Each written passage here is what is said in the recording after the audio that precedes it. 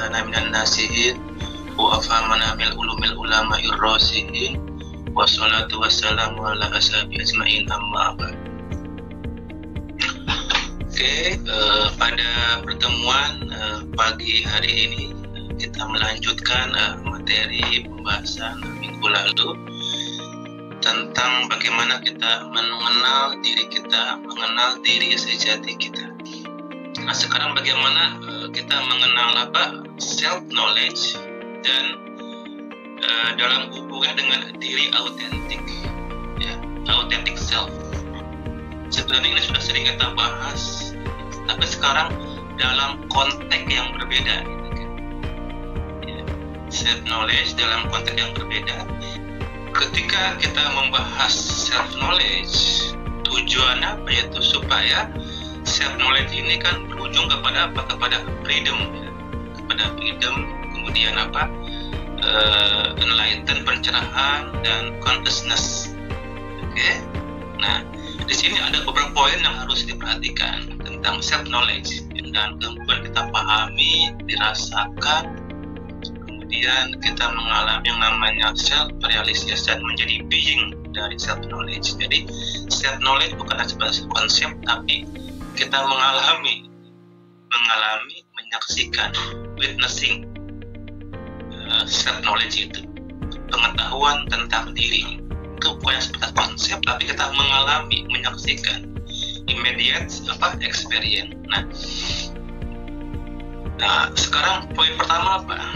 Self knowledge itu kan sebagai sebuah tool, kan, sebagai sebuah tool bagaimana kita mengenal diri sejati kita itu ke depannya. Nah, bahwa self knowledge itu seseorang dapat melihat dirinya. Dengan self knowledge, seseorang dapat melihat dirinya, witnessing.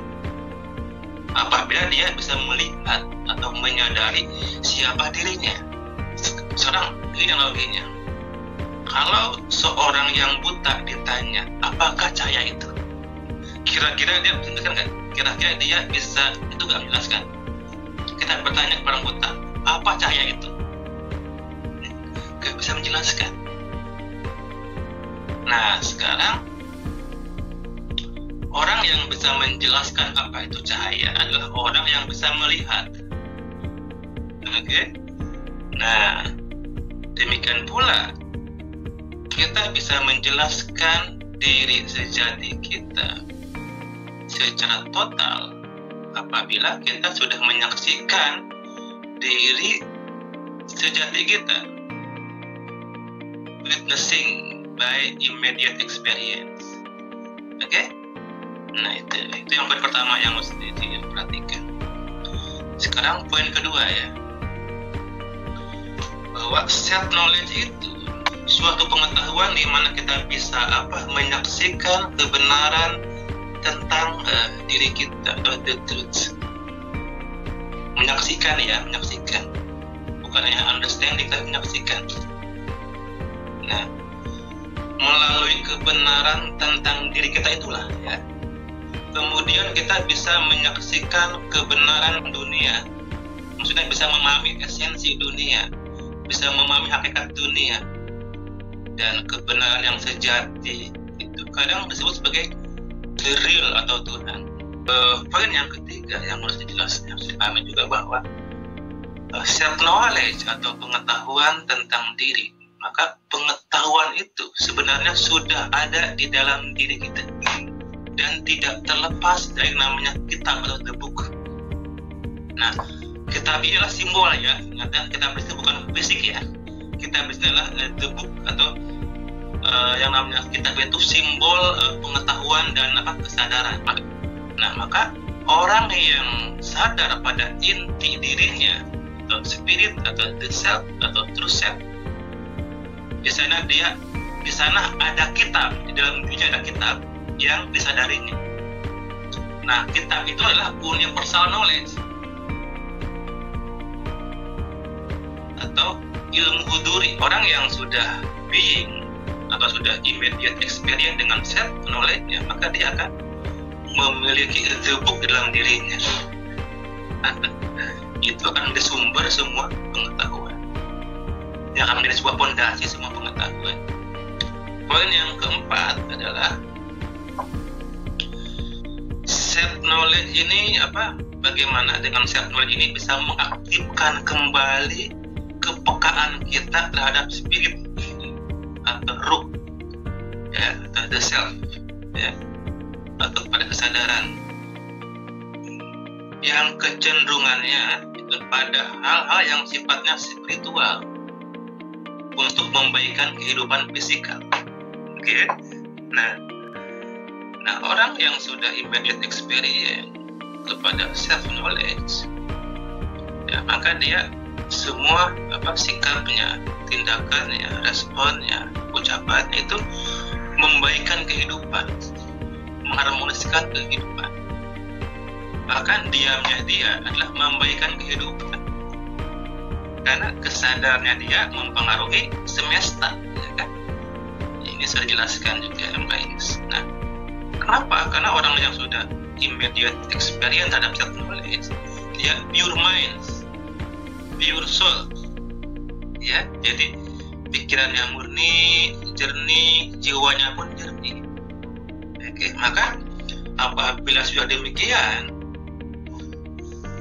maka self knowledge dapat membongkar semua potensi-potensi yang terkubur atau terpendam dalam jiwa. Oke. Dalam jiwa Hanif, dalam jiwa Ayah, dalam jiwa Kak Iyus, ada masih tersimpan potensi-potensi yang belum aktual. Nah, lewat self knowledge inilah, ya, potensi-potensi itu yang terkubur bisa keluar, bisa terekspresikan. Self knowledge dapat mengalir menjadi inspirasi dan petunjuk dalam kehidupan. Inspirasi, petunjuk, ide, kreativitas selalu muncul. Poin kelima yang saya perhatikan adalah bahwa self knowledge itu sesuatu yang sangat sederhana, simplicity. Nah, dengan kesederhanaannya membuat sulit, ya. Saking sederhananya justru membuat sulit, bagaimana? Ya, itu simple. Saking simple banget membuat sulit, gimana? Ya, kenapa? Karena kita perlu melakukan suatu perombakan, ya, yang mendasar dalam diri kita. Itu revolusi dalam istilah ini, ya. Dalam bahasa konspirasinya revolusi, gitu. Karena kita perlu melakukan suatu perombakan yang mendasar dalam diri. Itu apa? Cara pandang terhadap diri. Itu perombak, ya. Cara pandang terhadap diri, ya. Yang kedua, cara pandang terhadap manusia lain dirubah, ya. Kemudian cara pandang dalam melihat alam semesta, ya. Yang terakhir, mengetahui hubungan-hubungan lewat pengetahuan dirinya. Itu yang bisa dirombak. Assalamualaikum warahmatullahi wabarakatuh. Pada hari ini kita sedang membahas materi mengenai self-knowledge dan beberapa topik-topik lainnya. Nah, yang pertama kita akan membahas mengenai self-knowledge. Jadi, self-knowledge itu adalah pengetahuan diri. Nah, self-knowledge ini bukan hanya sebatas konsep, namun self-knowledge itu adalah di mana kita mengalami dan menyaksikan witnessing atau immediate experience. Nah, dengan self-knowledge, seseorang itu dapat melihat dan menyadari siapa diri sejatinya. Nah, kalau misalnya ada orang buta, disuruh mendeskripsikan seperti apa sih cahaya itu, tentu saja dia nggak akan bisa mendeskripsikan. Nah, begitu juga dengan kita yang misalnya tidak memiliki self-knowledge. Nah, itu kita tidak akan menyadari siapa sih diri kita sebenarnya, seperti itu. Nah, kenapa kita tidak bisa menyadari siapa diri kita sebenarnya? Karena kita belum memiliki kemampuan untuk melihat diri sejati kita. Nah, self-knowledge itu sebagai sebuah pengetahuan di mana kita bisa menyaksikan kebenaran tentang diri kita. Nah, melalui kebenaran tentang diri kita itu, kita dapat melihat kebenaran tentang dunia. Self-knowledge itu sebenarnya sudah ada di dalam diri eksistensi manusia dan tidak terlepas dari the book atau nama lain dari kitab. kitab yaitu simbol pengetahuan dan kesadaran. Orang yang sadar pada inti dirinya atau sudah menyadari the self atau true self-nya, di dalam dirinya itu ada kitab yang di dalamnya ada universal knowledge atau ilmu huduri. Nah, self knowledge ini akan membongkar dan merealisasikan potensi-potensi yang selama ini terkubur di dalam diri kita, sehingga kita dapat mengekspresikannya. Self knowledge ini juga akan mengalir menjadi inspirasi, motivasi, dan petunjuk di dalam kehidupan kita. Self knowledge itu juga sebenarnya merupakan sesuatu yang sangat-sangat sederhana, namun saking sederhananya itu membuat sulit gitu.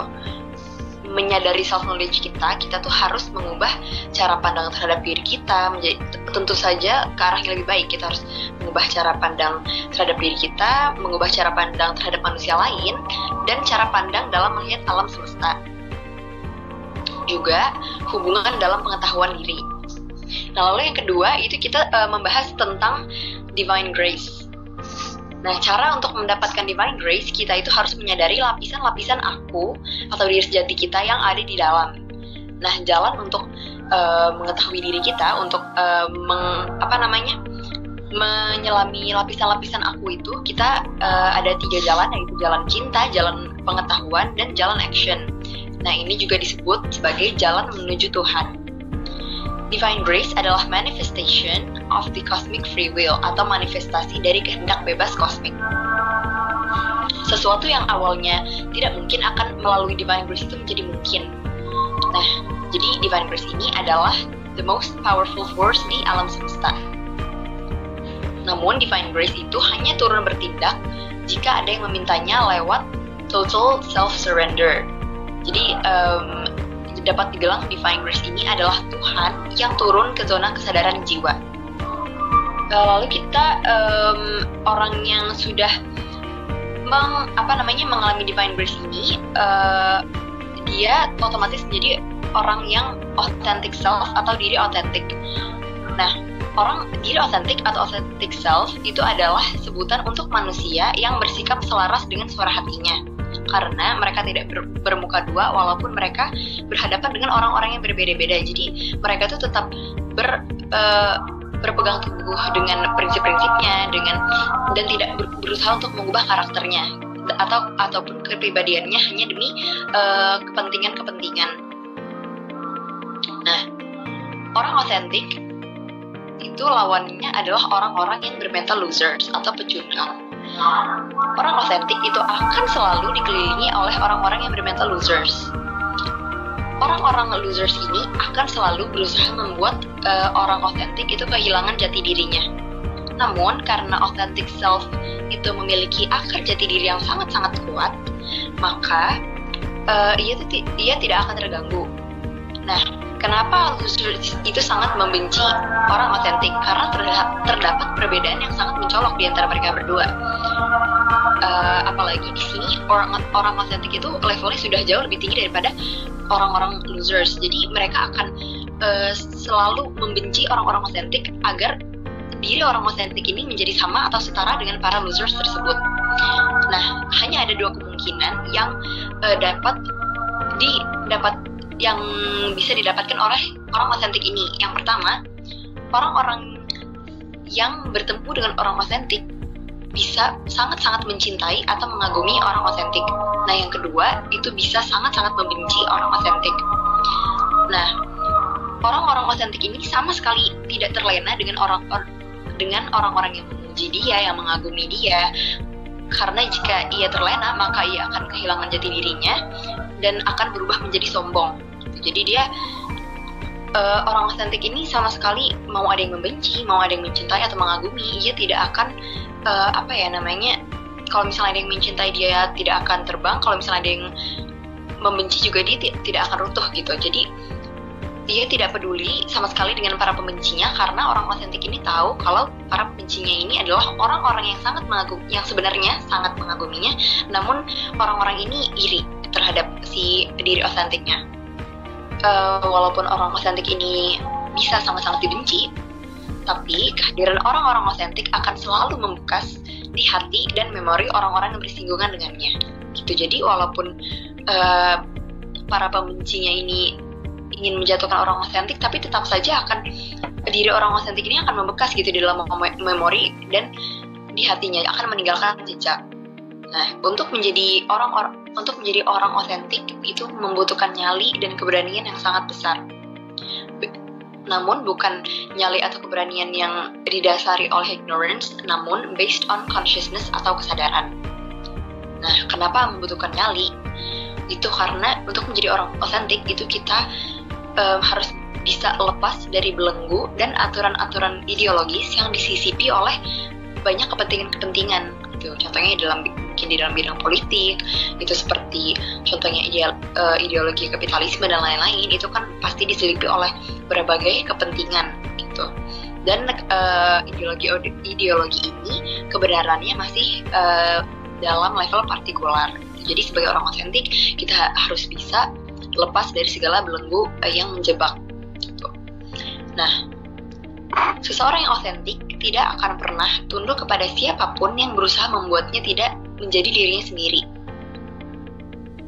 Dan orang-orang otentik ini adalah orang-orang yang sudah di dalam dirinya itu sudah emptiness dan tidak memiliki attachment terhadap apapun lagi. Jadi dia tidak memiliki attachment terhadap materi, mungkin barang-barang mewah, ataupun tidak memiliki attachment dengan orang-orang di sekitarnya gitu, mau pacarnya, keluarganya, mau sahabatnya, dia tidak memiliki attachment lagi karena dirinya sudah emptiness. Nah, orang otentik ini sudah sangat menikmati present moment dan kehidupannya di detik sekarang, di masa sekarang. Dia tidak pernah mencemaskan past ataupun future. Jadi ciri-ciri orang otentik itu salah satunya itu, dia benar-benar hidup di masa sekarang dan enjoy the present moment gitu. Jadi dia tidak gelisah lagi ataupun cemas dan pikiran-pikiran negatif lainnya. Nah, contohnya itu misalnya kita punya pacar gitu. Nah, kalau misalnya di pikiran kita atau pemahaman kita berpikir bahwa oh dia milikku gitu, pasti ketika dia pergi meninggalkan kita akan merasa sangat sakit hati. Kita akan ketika kita memiliki attachment dengan orang, ketika orangnya meninggalkan kita, pasti kita merasa sangat sakit hati, kecewa, dan pikiran-pikiran juga perasaan negatif lainnya gitu. Itu sangat berbeda dengan orang otentik. Oleh karena itu, dalam perjalanan kita menuju individu yang otentik itu perlu dilatih gitu. Sikap yang enjoy the present moment, sikap yang tidak memiliki attachment terhadap apapun, terhadap manusia lain, terhadap barang-barang, terhadap materi, itu harus dilatih. Nah, ini sangat perlu dilatih. Seperti kita enjoy the present moment bersama keluarga, bersama pacar, itu kan cinta kita terhadap manusia lain itu harus di-enjoy di present moment gitu. Karena konsekuensinya kalau misalnya contohnya kita dengan pacar itu kita memiliki pemahaman yang seperti cemburu, posesif, dan lain-lain, itu kita akan tidak enjoy gitu cintanya, karena kita memaksakan dan attached seperti itu. Nah, sakit hati yang kita rasakan itu datang karena pemahaman yang dia miliki gitu. Ketika dia meninggalkan, maka kita akan merasa kecewa dan lainnya. Itu sangat berbeda dengan orang otentik yang memiliki pemahaman bahwa kita tidak memiliki apapun. Jadi semua yang ada di dalam kehidupan kita saat ini itu come and go, itu dapat sewaktu-waktu diambil, dan di saat itu terjadi maka kita harus siap untuk menerima gitu. Nah, orang-orang yang otentik ini tidak akan merasa sakit hati, tidak akan pernah merasa sakit hati, kecewa, gelisah, cemas, dan lain-lain, karena dia cinta di dalam hati, cinta di dalam dirinya itu sudah unconditional love atau cinta yang tidak bersyarat. Jadi dia cintanya itu sudah di level spiritual dan bukan lagi di level jiwa atau mental. Nah, jadi orang-orang otentik ini level kesadarannya sudah benar-benar sangat tinggi dan dan selalu enjoy the present moment and unconditional love, selalu tidak pernah mencemaskan hari esok ataupun masa lalu seperti itu. Jadi dari materi hari ini kita dapat belajar untuk menjadi orang yang otentik, untuk menjadi orang yang real, yang lawannya otentik itu kan imitasi ya. Jadi untuk menjadi orang yang otentik gitu, tidak meniru orang lain, tidak bermuka dua, tidak mencoba untuk mengubah kepribadian, tidak tidak mencoba mengubah diri sejati kita demi kepentingan dunia gitu. Itu kita harus